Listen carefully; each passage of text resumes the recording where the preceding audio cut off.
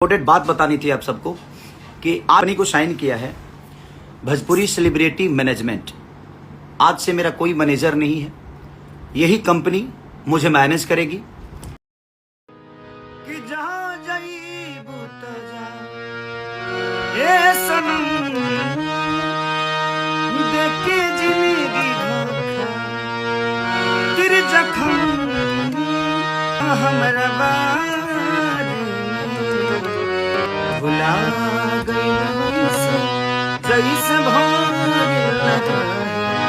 नमस्ते, प्रणाम, thank you so much, आप सबको दिल से प्रणाम और हर हर महादेव। माता रानी सबको ऐसे ही एकदम खुशहाल रखें आप सबको।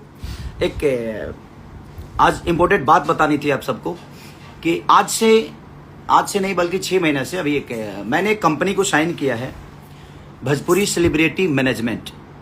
आज से मेरा कोई मैनेजर नहीं है, यही कंपनी मुझे मैनेज करेगी।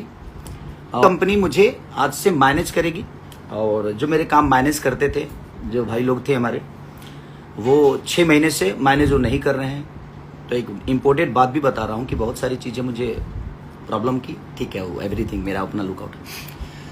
तो उनसे जिनका भी लेन देन हुआ होगा, उनसे जिनका भी पेमेंट का लेना देना या किसी भी चीज़ का एवरीथिंग, आप लोग जितने भी लोग हैं, अगर आपका लेना देना हुआ है तो मेरे बिना मेरे से पूछे हुआ है, मेरे बिना इजाज़त के हुए हैं।